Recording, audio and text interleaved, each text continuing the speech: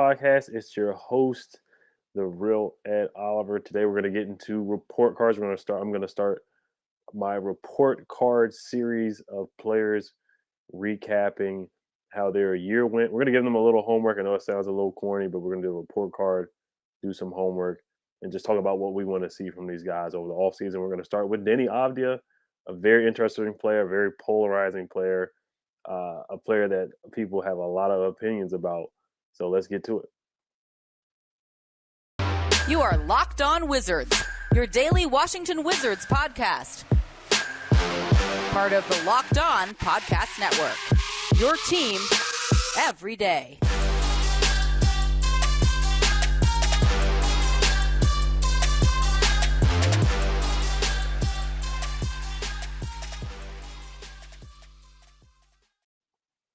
Once again, it's your host, the real Ed Oliver. You can follow me on Twitter at EDTOOOFLATT. I want to thank you guys for making Locked On Wizards your first listen every day. We are free and available wherever you get podcasts.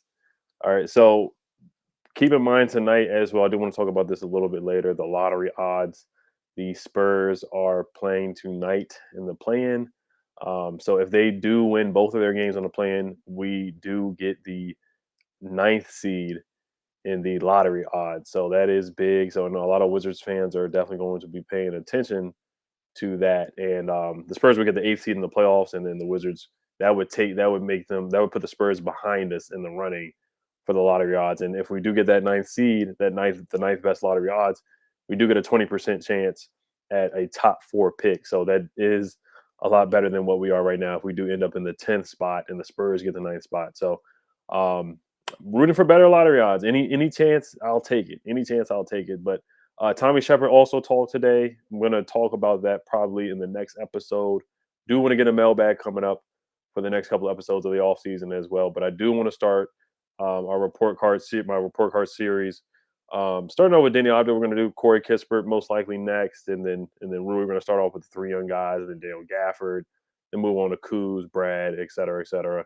We'll do the press conference and then do a mailbag. So Deni had an interesting season. We're going to talk about his improvements, what we want to see, his homework probably towards the end, and then we'll give a grade on a A through F scale at the end of the video. But Deni, I thought he started off strong. Started off with the clamps, guarding Giannis, guarding Brandon Ingram, guarding Jimmy Butler. He really was a huge part in that 10-3 start coming off the bench, playing very, very good defense. He was bodying up. In the beginning of the year, they allowed him to be more physical with guys, and then it kind of tailed off, and they started calling some more foul calls on him. Offensively, we wanted to see him finish. I want to see him finish around the basket more. I thought he improved. You look at the numbers as well. He improved in every statistical category offensively. 3-point percentage, he went up from 31.5% to 31.7% from the 3-point line. Points per game, he went from 6.3 points per game to 8.4 points per game. Minutes per game, he went up from 23 minutes per game to 24 minutes per game. So he definitely improved. Free throw percentage is one that stands out to me as well. He struggled from the free throw line last year, shooting 64% from the free throw line, went up to 75%. So that was a big jump for me. And then he also shot more free throws this year, 1.7 free throw attempts per game compared to 0.8. And you look at his story and his trajectory. Last year, his rookie season, it was the COVID year, didn't have an off season. Then last year, he had the ankle injury, so didn't have much of an off season. This off season will be the first off season where he has a full off season program where he's not injured, he doesn't have to quarantine, et cetera, et cetera. So I'm excited for him for that. And then this year it was different as well. Scott Brooks kind of employed him as a spot up shooter, somebody that sits in the corner as a 3-and-D guy, and that's just not the way you get the best out of Deni Avdija at all. That's not how you unlock Deni. Next to Russell Westbrook and Bradley Beal, he was just, a spot-up guy. But this year, Wes Unseld Jr. did deploy him as a secondary ball handler. He did allow him to get the rebounds and push, or somebody kick it to him and he can push and play make. I do want to look at his assists per game as well. It went up from 1.2 assists to 2 assists per game. So everything basically went up. He earned more playing time. He had 8 starts, and he played all 82 games. He was one of the 5 people in the NBA to play all 82 games. So he showed a lot of durability. He showed a lot of versatility guarding 1 through 5. So I do want to pull up some numbers here for Deni. So this was actually from Hardwood Knocks. Check them out on YouTube. They pull up a stat from B-Ball Index. This year he guarded point guards 18.3% of the time. He guarded shooting guards 25% of the time. 23% of the time he guarded small forwards. 24% of the time he guarded power forwards. 9% of the time he guarded centers. So that shows his positional flexibility guarding 1 through 5. We saw him guard some of the top guards in the game. We saw him guard LaMelo Ball at times, Trae Young at times. We saw him guard Giannis, Brandon Ingram, and shut those guys down in the first half of the season. We even saw him guard some big guys out there. He contests threes. He gets out there. He's top 8 in defensive field goal percentage as well. So Deni had a lot of good numbers. He's a lot of good spots as well. And also the stat from B-Ball Index shows that anyone over 6'9" that has played over 1,500 minutes over an entire season, over an entire season since 2013. Only 3 players had a higher versatility score than Deni, over 80. And those guys since 2013 was Ben Simmons, Jeff Green, and Jaden McDaniel. So he's in good company there. So he really has something that can be useful to a roster, useful for a squad. Wes Unseld Jr. preaches defense. He preaches defense, and that's something that Deni can have as his calling card. Now, coming out of the draft, he was more of a guy that's more offensively known for his offensive skill, pushing the pace, initiating the offense, being a secondary ball handler. And at times, he was a primary ball handler. He was a guy that could just push and make pretty passes. You see the behind the back that he had to Rui. You see the nice behind the back pass that he had to Daniel Gafford the other day. He had nice lobs to Porzingis. So he showed a lot of offensive versatility and defensive versatility. But those are some of the great things that he did. And then now I do want to get to where he had some rough spots in his game where he does need to improve. Talk about the 3 games where he did have 0 points, where he struggled, where he kind of had a mental wall happen in the month of March. It looked like a rookie wall out there, but he was able to bounce back and then play a lot better in those last couple of games. But we do want to see where he's going to fit. And those games were without Bradley Beal. So that is a huge question mark there. How is he going to play when there's a full roster? When Kyle Kuzma sat out the last couple of games of the year, of course, his numbers jumped. I do want to see how he plays when guys come back, when it is a full roster, where is he going to fit in the rotation? So I do want to talk about some improvement areas that I do want to see from Deni Avdija, some numbers that show, hey, he needs to improve in these certain areas, and let's see where he can get better. But before I do get to that, this episode is brought to you by Shady Rays. Shady Rays is an independent sunglasses company that gives you the features of $200 sunglasses for a fraction of the price. That means polarized lenses, well-constructed durable frames, and premium high-end finishes. Also, something you won't find anywhere else is Shady Rays' Insane Protection Program. Shady Rays includes lost and broken protection on every pair. They will send you a brand new pair if you lose them, no matter what happened. Give them a try, and if you don't love them, you'll pay nothing. It's as simple as that. Plus, 10 meals are donated to fight hunger in America when you shop with Shady Rays. Exclusively for our listeners, head to shadyrays.com and use code LOCKEDON to get 50% off 2 or more pairs of polarized sunglasses. That's code LOCKEDON for their best deal of the season. 50% off 2 or more pairs of Shady Rays sunglasses, backed by over 150,000 verified 5-star reviews. Thank you for making Locked On Wizards your first listen every day. For your next listen, check out the Locked On Now podcast, nightly recaps of every NBA game with analysis from our local experts. It's free and available wherever you get your podcasts. All right, so let's get to some numbers I found here where I do want to see Deni Avdija improve. And specifically for me, it's around the rim. It's something time and time again that I really want to see him improve around the rim. So let me pull up the stat here Deni shot 63% within 3 feet of the basket, which ranked among the lowest on the Wizards roster. And this is from Chase Hughes. If you look in comparison to 6'1" point guard Raul Neto, he shot 67% on those plays around the rim. Rui shot 84% around the rim, while Corey Kispert was at 79%. And Kyle Kuzma, who's nearly exactly obvious size, shot 74% from 3% away from 3 feet away from the basket. So that's one glaring thing that this is his homework. This is his homework. He needs to work on finishing around the rim. He needs to work on that left hand. Wes Unseld Jr. has said it. Deni has said it in press conferences. And also heard Tommy Shepard talk about how Deni Deni is a rapper. They call him Big Dreidel as well, which is pretty hilarious. But this is a serious matter. He's 6'9", and I thought towards the end of the year, I thought he started to finish a lot better around the rim. Um, he started to dunk the ball more, and maybe it could be because of the ankle injury, but there are times where definitely he needed to make some easy layups. The Lakers game was one memory for me where the Wizards did win at home. He missed the wide open layup, but he did hit a clutch three, and that's huge. That shows his perseverance. Confidence is a huge thing for Deni. There are times where he'll put his head down and think about it too much. It's just next play. Keep your head up and just keep playing. And once he knew kind of towards the end of the year, when other guys weren't there, Kyle Kuzma wasn't there, Bradley Beal wasn't there, he knew he was going to get about 30, 35 minutes per game. So in the month of March, he averaged 12 points per game, 5.8 rebounds, and 3.6 assists in his final 16 games. So that is huge improvement. Huge improvement. He had 21 points and 10 boards, 4 assists, and a block against the Pistons, where he had a nice double-double. He's the king of 5-5-5 games. He started to do that. 5 points, at least 5 points, at least 5 assists, at least 5 rebounds.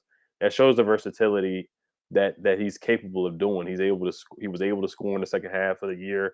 He's able to get guys involved, and he's a really, really good rebounder. That's one thing I can definitely give him credit for: defense and rebounding. He's a really good rebounder. He's a solid rebounder. He's willing to go in there and bang and rebound. And when he does get the rebound, he can push it up and initiate offense. Those are some things that he does really, really well. Also, the Timberwolves, he had 17 points, 8 boards, 5 assists, and 2 blocks. So he filled up the stat sheet in that game. That's one game that definitely stood out. Also, the block on Karl Anthony Towns, where he got under Karl Anthony Towns' skin, and Karl Anthony Towns tried to trip him up.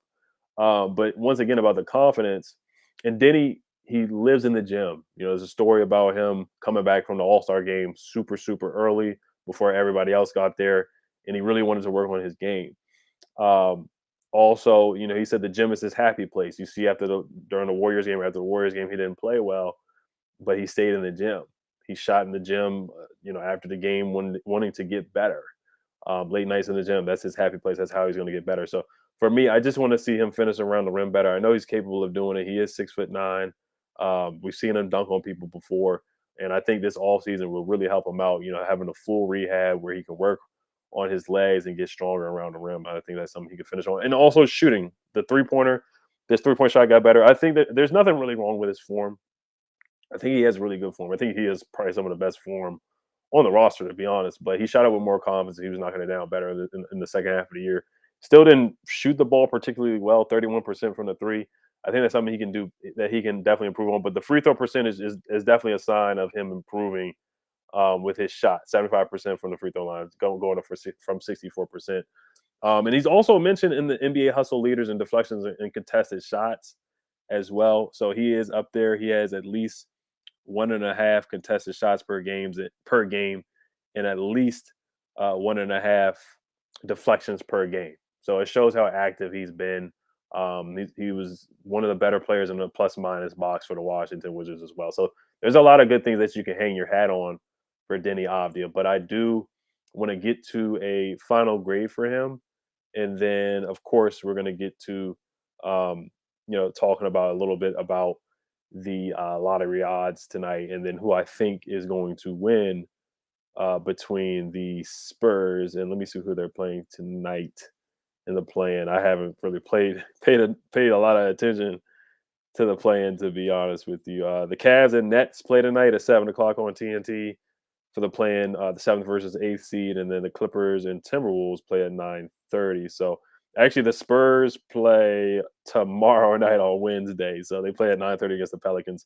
So that is that is a big game for the Washington Wizards. I basically think the Spurs are going to win, but I do want to give Denny a report card, and once again, whether I think he should play in the summer league or not. I think it's something to definitely consider. But before we do get to that, this episode is brought to you by Athletic Greens. I've been using Athletic Greens every day. It gives me more energy. It gets me more pumped and energy for the day to get my day started. I've been trying it for a couple of weeks, and it has a nice taste to it. It's not like you're taking a vitamin or a pill. It has a really good taste to it. So, what is Athletic Greens? With one delicious scoop of Athletic Greens, you're absorbing 75 high-quality vitamins, minerals, whole food source superfoods, probiotics, and adaptogens to help you start your day right. This special blend of ingredients supports your gut health, your nervous system, your immune system, your energy recovery, focus, and aging, and all of these things. It's lifestyle friendly whether you eat keto, paleo, vegan, dairy free, or gluten free. It costs you less than $3 a day. You're investing in your health, and it's cheaper than your cold brew habit. It's cheaper than getting all the different supplements yourself. You're investing in all-in-one nutritional insurance. Right now, it's time to reclaim your health and arm your immune system with convenient daily nutrition. It's just one scoop and a cup of water every day. That's it. No need for a million different pills and supplements to look out for your health. To make it easy, Athletic Greens is going to give you a free 1 year supply of immune supporting vitamin D, and 5 free travel packs with your first purchase. All you have to do is visit athleticgreens.com/NBA network. Again, that is athleticgreens.com/NBA network to take ownership over your health and pick up the ultimate daily nutritional insurance. This episode is also brought to you by Built Bar. Have you tried the Puffs? If you haven't, you're missing out on one of Built Bar's best tasting bars. Puffs are the first ever protein infused marshmallow. They're fluffy, they're marshmallowy.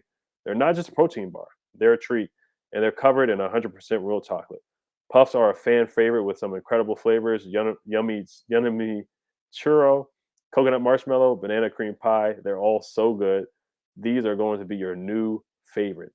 Low calorie, high protein. Replace your candy bars with these. They are better. A typical candy bar can be anywhere from 2 to 300 calories. Go to built.com and scroll down to the macros chart. You'll be blown away. High protein, low cal, high fiber, and low carbs. Most Built bars contain 130 calories, 4 grams of sugar, 4 net carbs, and 17 grams of protein.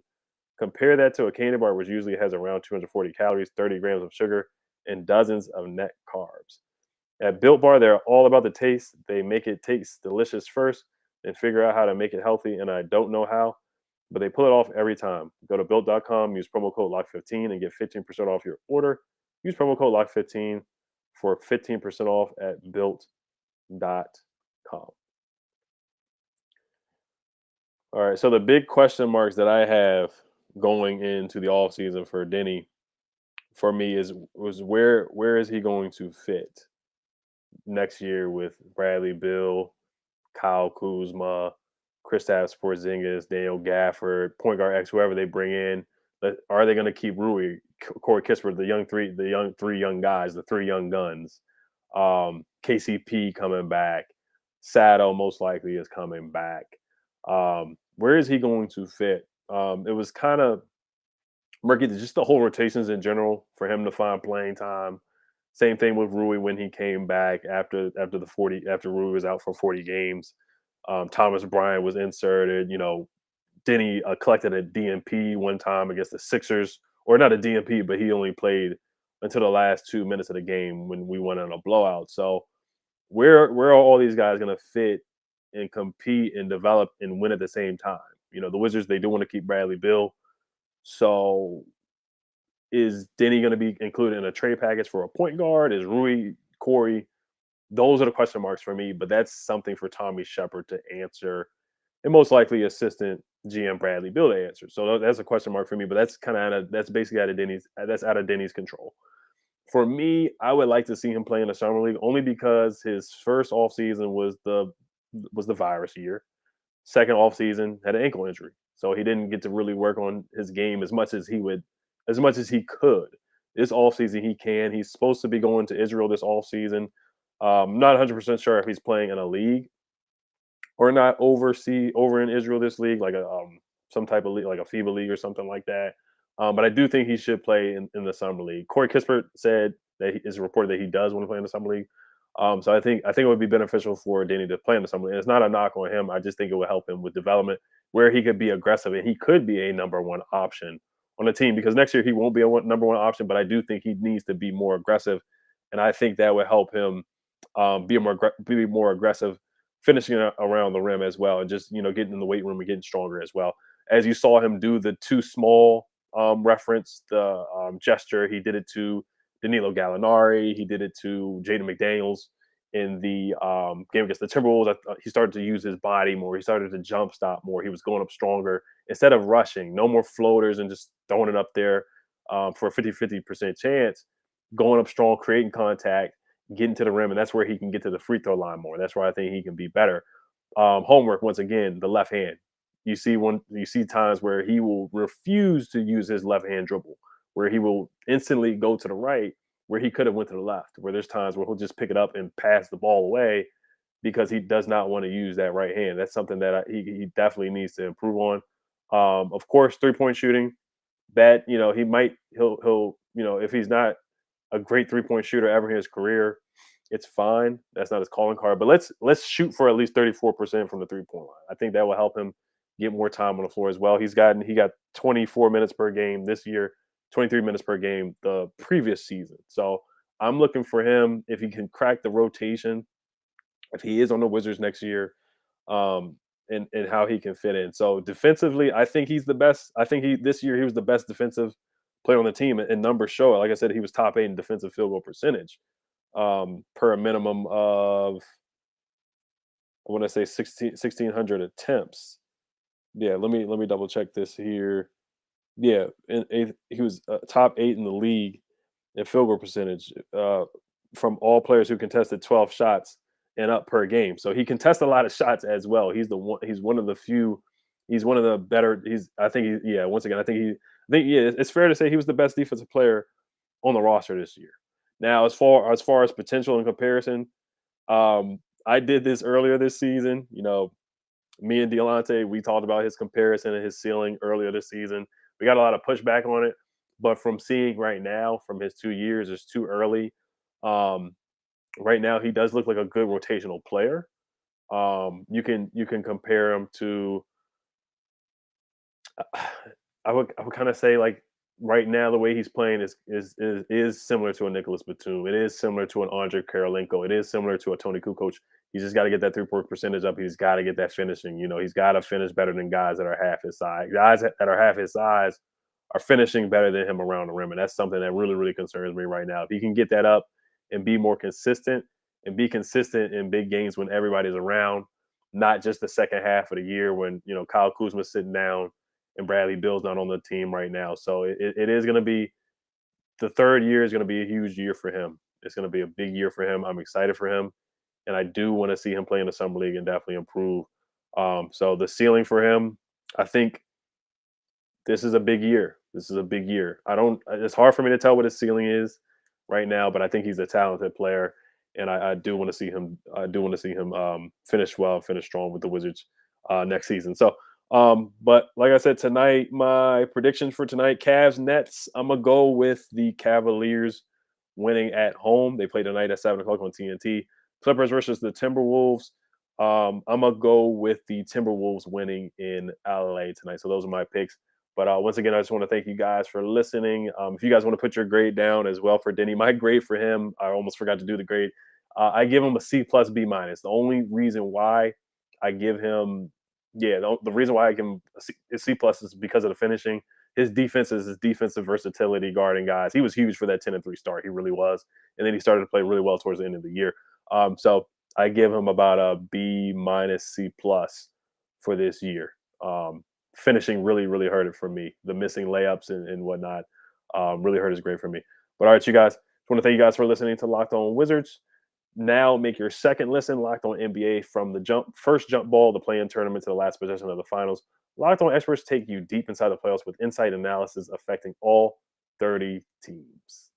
All right, you guys, make sure you subscribe and also hit the notification bell. If you do have mailbag questions, drop them below in the comment section, or you can leave a 5-star review.